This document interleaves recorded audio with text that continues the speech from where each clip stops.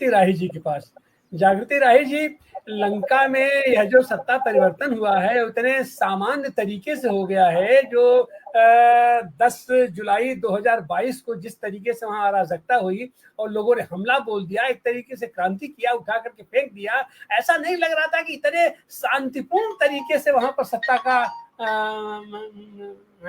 हस्तांतरण वहां हो जाएगा। और एक चीज और भी, वहां का सत्तांतरण कई सवाल छोड़ रहे हैं। एक तो यह है कि जनता को सपने दिखा करके, केवल कोरे सपने दिखा करके आप कितने दिनों तक उनके ऊपर शासन कर सकते हैं। अब जनता यह चाहती है कि हमारे ऊपर जो भी शासन करने वाला है वो उसकी बात पर हम कैसे भरोसा करें, उसकी विश्वसनीयता क्या है, और जो भी आदमी हमारे ऊपर आएगा वो धंधा करने के लिए आ रहा है हमारे साथ, या हमें सही माने में हमारी आर्थिकी की हमें विकसित होते हुए देखना चाहता है। और उसमें भी खास करके जो आईएमएफ है, आईएमएफ का तो पूरा इतिहास है कि उसमें सारा का सारा पैसा खास करके अमेरिका अपने हितों के रक्षार्थ वो जहां पैसे देता है, और इस तरीके के टर्म कंडीशन उनके साथ लागू होता है कि वहां की जो सरकार है, सरकार में जो लोग हैं उनको लाभ पहुंचे और प्लस अमेरिका को लाभ पहुंचे, वो अपनी आर्थिकी को लाभ पहुंचाने के सारा काम कर। ऐसी हालत में दिशा नायके ने एक छोटा सा ही अपना देश है, उसने इतनी बड़ी चुनौती उसने दे दिया है और इतना बड़ा रिस्क लिया है कि अभी तो केवल राष्ट्रपति चुना गया है, अभी वहां पर संसद उसके पास नहीं है, उसके पास कुछ नहीं है, उसके पास सांगठनिक स्थिति, लेकिन उसने एक हौसला तो दिखाया है। और उसके साथ वही धन्यवाद तिवारी जी की बिजली गुल हो गई है, तो मैं अपनी बात शुरू कर रही हूँ।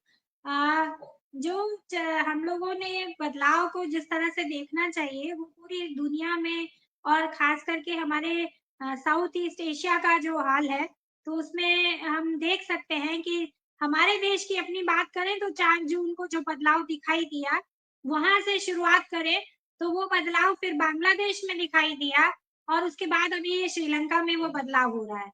दरअसल में ये जीत कहीं ना कहीं लोकतंत्र की है, प्रजातंत्र की है, जिसमें लोग को ये एहसास होता है कि जो जिस पर हमने भरोसा किया, जिसको हमने सत्ता सौंपी, सरकार सौंपी, देश सौंपा कि वो हमारे हित में काम करेगा, हमारे लिए, देश के लिए काम करेगा, वो अगर अथॉरिटेरियन हो रहा है, वो अगर एक छत्र अपने आप को मालिक समझने लग रहा है, तो जनता उसको सबक सिखाती है। और खासकर जब लोगों की चोट जो है उनके रोजी रोटी पर और अर्थव्यवस्था पर आती है, उनके लोग बच्चों के भविष्य पे आती है, तो वो कितने दिन तक कोई भी मुगालते में रख सकता है। और ये जो आर्थिक मॉडल है पूरी दुनिया में फेल हो रहा है। मैं कहना चाहूंगी कि इसके विरोध में आप देखेंगे तो केवल श्रीलंका या नेपाल, उसके पहले या बांग्लादेश, हमारे पड़ोस में ही फेरबदल नहीं हो रहा है, या पाकिस्तान में भी जिस तरह से मूवमेंट शुरू हुए वो ही नहीं है। आप और आगे जाइए तो मिडिल ईस्ट में देखिए कि कतर जैसा छोटा सा देश मोनोपोली जो यूरोपियन कंट्रीज की और उनकी जो इकोनॉमी है उसको चैलेंज देते हुए, उनकी पॉलिसीज को जो इजराइल और फिलिस्तीन में उसको चैलेंज देते हुए एकदम मजबूती के साथ खड़ा हो जाता है। दक्षिण अफ्रीका जो है फिलिस्तीन में नीतियों के खिलाफ जो है इतनी मजबूती से बोल्डली अपना रिएक्ट करता है और बिल्कुल अपना मैसेज बराबरी से देता है डेमोक्रेसी के फेवर में, लोगों के अधिकार के फेवर में। और वही आप और तमाम दुनिया के देशों में, छोटे छोटे देशों में देख रहे हैं, इवन यूरोपियन कंट्रीज में बड़े बड़े मूवमेंट जो हुए, तमाम लोग सड़कों पर निकले किस बात को लेकर कि ये जो कॉर्पोरेट की मोनोपोली है और ये जो लूट का साम्राज्य है, इसमें गरीब और अमीर की खाई इतनी लंबी, इतनी चौड़ी हो रही है कि अब ये टॉलरेबल नहीं रह गई। एक तरफ आप देखेंगे डेटाज हैं कि यूरोप की कंट्रीज जिनमें लिविंग कंडीशन इतनी हाई है, जिनका पर कैपिटा इनकम इतना हाई है, दुनिया के और देशों से, तमाम देशों से बराबरी नहीं है, जिन उन 10, 20, 25, 30 देशों में भी आप देखेंगे कि लोग देश छोड़ छोड़ के भाग रहे हैं। इटली हो, जर्मनी हो, फ्रांस हो, तमाम देशों में ये हो रहा है कि लोगों के पास घर खरीदने के लिए या शहर में रहने के लिए, जीने खाने के लिए नहीं है, उनकी कमाई कम पड़ रही है क्योंकि महंगाई इतनी ज्यादा है। लिविंग मतलब जो कॉस्ट है वो इतनी ज्यादा बढ़ गई है कि अच्छा खासा कमाने वाला आदमी भी के लिए बाध्य हो रहा है, जो कंटेनर्स का घर बनाया जा रहा है। आप जापान में देख लीजिए, जो किसी मतलब कैपिटलिज्म का या औद्योगिकरण का एक सबसे बड़ा मॉडल था, आज वहां करोड़ों युवा ऐसे हैं, एक पूरी पीढ़ी ऐसी है जो बेरोजगारी की वजह से अवसाद में है और घरों से निकलती नहीं है, उनको माँ बाप के पेंशन पे जीवन काटना पड़ता है। तो ये समस्या ऑल ओवर वर्ल्ड है और जिसका एक्सप्लोजन अब होना शुरू हो गया है।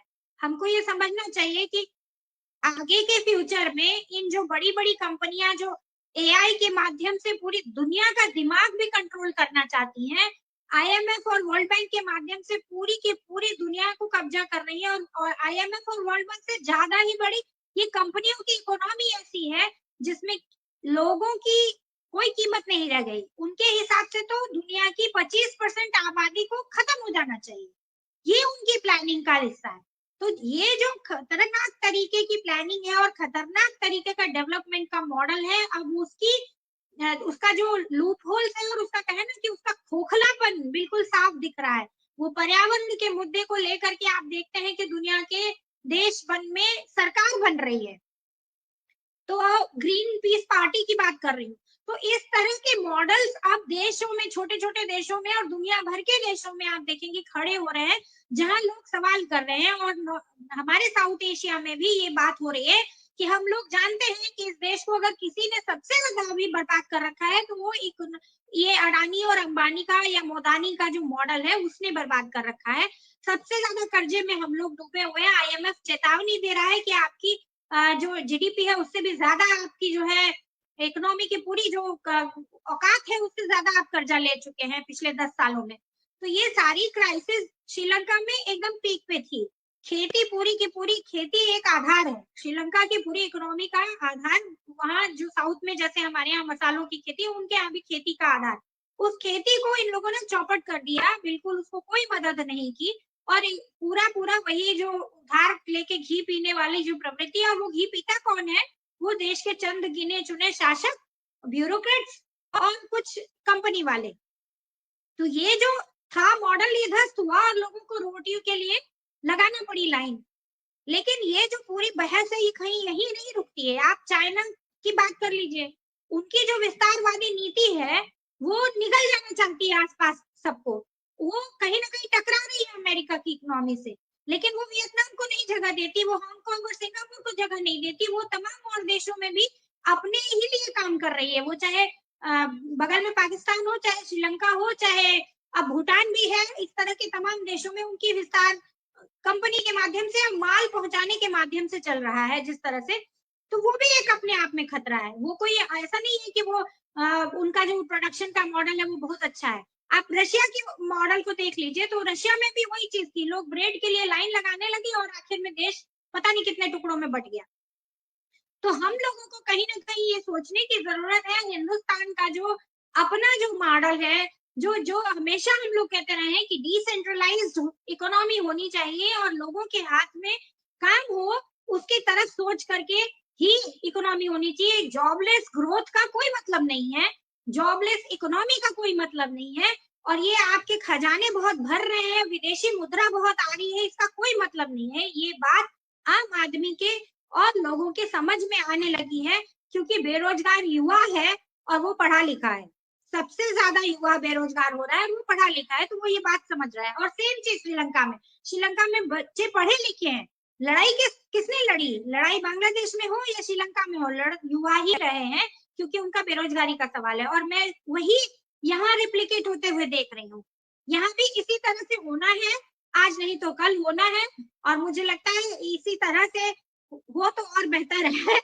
आगे आने वाले दिनों में हम भी कुछ पॉजिटिव देखें और ये मोदानी का आतंक जो है इस देश से कम हो, और हम लोगों को 10 रुपए यूनिट और 6-7 रुपए यूनिट बिजली की जगह और नॉर्मल बिजली का कॉस्ट है वो देने को मिले।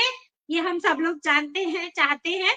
नहीं तो एक अंबानी की लड़के, बस मैं लास्ट कर रही हूँ, अंबानी के लड़के की शादी में 1600 करोड़ खर्चा करके पूरा देश का क्रीम जो है वहां पैसे वाला वर्ग नाच रहा था, और 45,000 कर्मचारी अंबानी ने अपने यहाँ से निकाल दी।